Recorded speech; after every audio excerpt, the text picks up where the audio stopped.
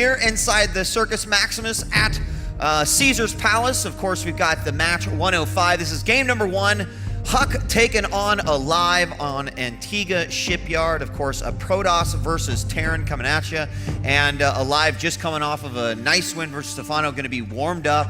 I feel like HuK, though, he's kind of going to be ready for this matchup, for sure.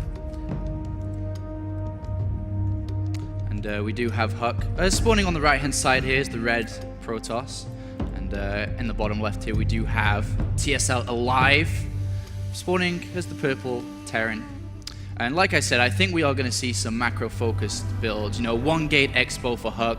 And I wouldn't be surprised if we saw some form of fast expand from TSL Alive. Gasless expo is very viable. Even command center first also.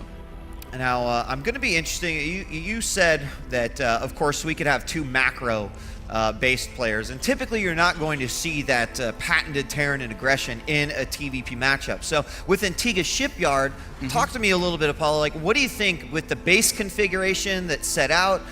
Some players will argue that for the Protoss this could be a little bit more difficult based off of where that third base is. Of course, we also have the rocks in the back, which make it a little bit more susceptible to those quick attacks as well. But what are your thoughts on it? Well, the way they've spawned, it's pretty good for HuK, because the third base for HuK is very easily defended, because it's quite a compact 3 bases from the main to the natural to the third, so it will be quite easy for him to defend any form of drop. So just thinking about that alone, I wouldn't be surprised if Alive kind of focused on his timings, basically on the ground timings, and really hitting from the front.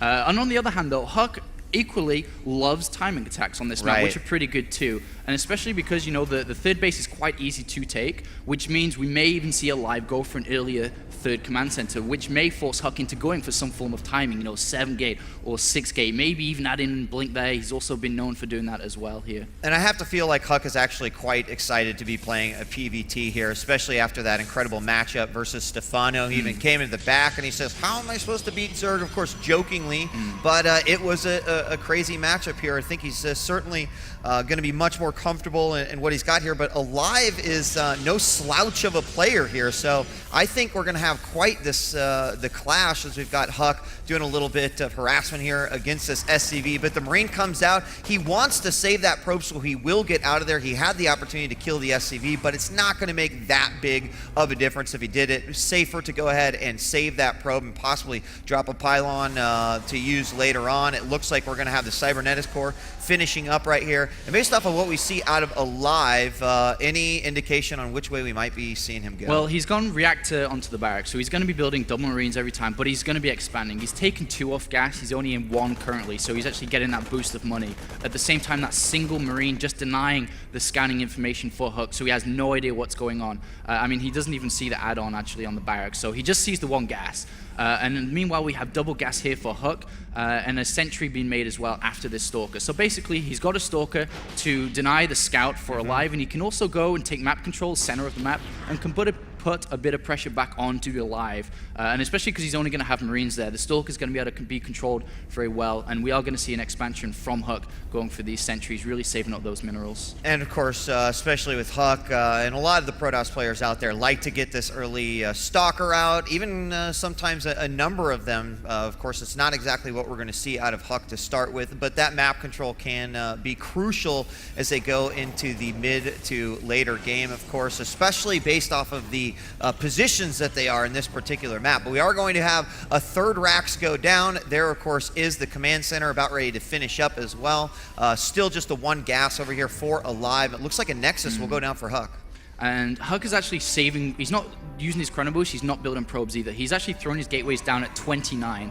And if you think about early to late, early is like 26 and late is roughly 34. So it's kind of in the middle. So he's being a little bit cautious because he has like no idea what's going on. This could still be, the very known 1-1-1 kind of build. But he doesn't know that at the moment, that it is a fast command center, and double barracks have been added on, so 3 barracks in total right now. And he sees all these Marines and still very much in the dark. And this is the problem with playing Protoss, is you are in the dark until the observer comes out. So we will be seeing the robotics facility going down very, very shortly to actually get that scanning information. Yeah, and I mean, it's crucial. In fact, there it is, as you call it out, the robotics facility is down. And when you're in this situation, you do not want to play blind. You can get yourself into a particular scenario where you can just lose because you have absolutely no idea what's going on. Now, a quick update on Alive's base. He does have double Tech Lab going down, of course, getting Stim and Concussive Shell at the exact same time. Marines being a majority of his force as he flies over this command center to get his expansion up. Meanwhile, we are going to have an SCV come on in here, but it will be stopped by the sentries. But the more important thing is, did he actually see the Nexus? And he did not. So, I mean, at the same time, we've got Alive pretty much in the dark as well. But based off of the unit composition that he's seen, he's probably got a little bit better idea on what might be going on. HuK now has his robotics facility finished up. Of course, an observer is going to be the first thing out. Yeah, and we are going to be seeing a second gas from Alive very, very shortly, as he will want to start the factory tech, basically, and then go into Starport, and he plays pretty much straight up. You know, we'll be seeing double reactor, reactor onto the factory, then Starport, so you can get double medivacs pumping out.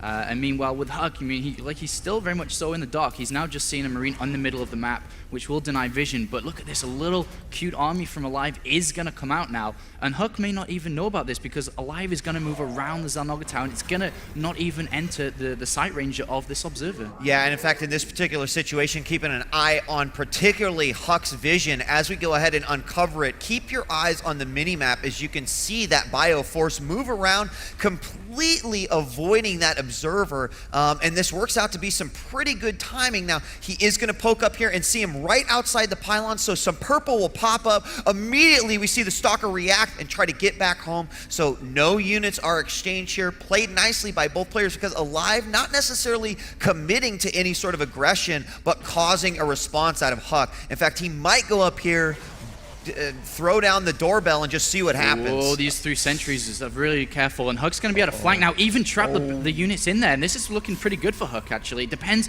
where actually Alive goes with his units.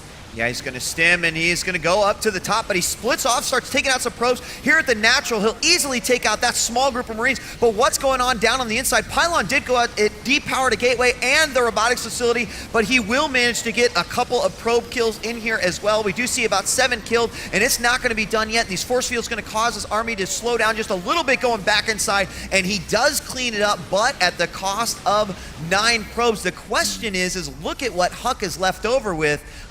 He's at 58 supply compared to 76, but that initial army was lost there by Alive. Yeah, I'm not sure if I agree with the way HuK played that. I mean, he could have very easily thrown a force field onto the ramp to deny the units going up there in the first place, and then have all his units onto the natural.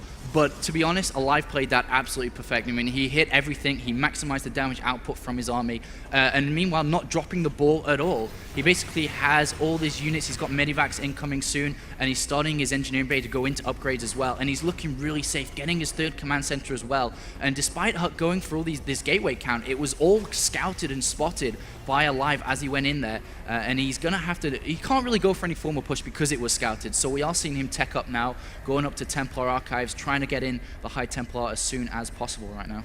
The Templar Archives coming in, but it will be a delay here as it happens. Meanwhile, Alive is going to go ahead and load up 2 medevacs filled with some Marauders and a few Marines as well. That leaves no medevacs back at home, but it looks like HuK has retreated back. Wants to just make sure that he does have an appropriate homecoming party for this drop that could be coming in. Looks like it's going to be heading on over. It is in the southeast corner. We'll be heading on up here. If we look at the possible places of attack, there are a few key areas here. Also some pylons that could be sniped. And meanwhile, keep in mind, he's also taking control of the center. So I do like this posturing here. Here comes the drop now as it heads into HuK's base. Yeah, and it's going to be able to do not that much damage. There are a lot of Stalkers here. The Zealots can be easy warped in, but the main focus now is that Alive's pushing through the middle, can easily catch all his units together and just go for a front-out attack. But HuK did see that with an Observer really early on, so he was prepared for this quite easily. And some Stalkers going down here as 1 pylon falls as well. Not a whole lot of damage actually being done here by HuK, but he has lost 3, make that 4 Stalkers now going to try to snipe one of the medevacs. But he does not manage to get it. Also, we've got the factory helping out with the vision, and I'm a little surprised that HuK is actually choosing to engage here rather than just backing off and making sure that there's not an entry point. But there's a nice snipe of at least one of the medevac, and keep in mind, if that other medevac gets sniped down, it doesn't leave a whole lot of option here for this group of units up there. Oh, these High Templar are going to be able to feed back the medevac, not quite enough energy, and storms those. Oh, clears that up really nicely. Wow. There for HuK. Yeah, everything goes down there, Apollo, and now I've got another force moving on in here, but I'm not sure that I agree with this force committing to this as well. In fact, he's just going to stim one Marine, see what's there, and he's going to be very thankful that he did not move on there with a base that has one single probe. There's the transfer heading on over, and HuK is sitting at a pretty good army size in comparison to what was just knocking at the front door. However, Alive is still ahead in supply. It is 135 to 120 right now, and we have charge on the way from HuK here. We also do have the first High Templar out as well. So both players, I feel like, really respecting one another, not overcommitting to any sort of attacks, but still pressuring and poking a bit. Yeah, and actually my next line after you finish that was going to be like, HuK needs his upgrades. He's fallen behind quite heavily, so he actually throws down double forge, which is definitely needed now. As you can already see, 2-1 is being researched for Alive, so he's a little bit ahead. But with Chrono Boost, if spent, wisely into the forges, we'll be able to catch up rather fast here. And the thing is, with Korean players, what makes them so good, and not just Korean players, but Terran players in general, is they're doing all this harassment and pressure, but in the background, they are macroing so hard, and a big drop is about to happen on the third base of HuK, and there is nothing there to defend it. Yeah, this is going to be so nasty. There might be a warp in, and here it comes in almost immediately. A bunch of Zealots come in, and a couple High Templar as well. We will get feedbacks on both. Oh, one of the medevacs survives with 18 hit points, and also we've got a big engagement at the front. Yeah, but he's got such a great position here Alive. HuK cannot even go in there. There are ghosts out as well, so the focus is on this drop at the back base, which is doing a lot of damage. These upgrades versus 0-0 for HuK, just doing so much damage. Yeah, the High Templars did get some good feedback on it, and so great storms, but is there enough to follow up with there? Keep in mind also, the third is still being heavily attacked, and he is going to have to force out of there. There is a couple of medevacs there to help. A few force fields do make a choke there, but let's take a look at what's going on here at the third. There is a warp in to support and hopefully finally take this out, and he needs to get that. He does manage to take it out. But Apollo, the damage has kind of been done. Not only did HuK lose a good portion of his army there at the front of the base, he also lost some High Templar. In fact, we saw a lone ghost just get some really, really easy snipes off to completely negate those units. What was left did get the good storms off. So the one advantage that HuK will have is that these medevacs will not have a whole lot of energy going into the next battle. And we have another drop going into the main base, and relentless pressure from Alive coming out, really stretching HuK along these three bases. And once again, there's nothing here to defend this. He can snipe pylons very easily to prevent the warp-ins whatsoever. 3 gateways going down as well. Even more, this is really tough for HuK. Yeah, I mean, the 3 gateways getting powered down. In fact, it's just a pylon hunt right now, as Alive knows. He saw it earlier. He takes out almost all of the critical units here inside the main base, and as a result, the production for HuK has really, really slowed down to the he's got 2 gateways that I see here in the main that he can warp in off of. He is getting some supporting pylons back down, but one of those medevacs did manage to sneak away. And, I was going to say, basically this opens up a huge timing now for Alive. He can just go in, and HuK is basically missing like 2 waves of units. So his army's going to be so incredibly small, and Alive can just capitalize on that. He's now at 2-1, so he can jump on this right now. He has ghosts in the army as well, and this attack could be game ending right now. Yeah, and the supply difference is somewhat scary as we see 185 to 132. As you know, with the ghosts coming in as well, that's going to make it an equally scary Terran force that's moving forward here. And there we're going to have initial feedback go down, but the EMP hits the rest of the High Templar, and now they're going to move in through the top. Warp Prism is, just going to go back in there, realize it's not going to be much help. And on the retreat, we will see a lot of the Zealots go down. In fact, HuK is in a ton of trouble here. Yeah, he is, and Alive is not going to stop. He can continue. He's expanding to the gold base at the same time, which means his production's going to keep going higher and higher and higher. And HuK is on the back foot right now, DJ Wheat. Yeah, Apollo. Also, another pylon goes down. HuK really not having the best coverage as far as that's concerned, and I feel like Alive really identified that as something that he could exploit, as he not only took down the pylon in the main, and there goes the Templar Archives. This is just eating HuK alive from the inside. And there's no area of effect units anymore out for HuK, right? The Templar Archive's gone down. There's no High Templar. He doesn't have Colossus, only gateway units. GG. GG. And Alive takes out HuK in game number 1. A few, critical things to point out there. As we mentioned, or as you kind of mentioned, of course, the the production cycles of HuK really crippled there in a time where HuK really needed it. Yeah, and it wasn't just the production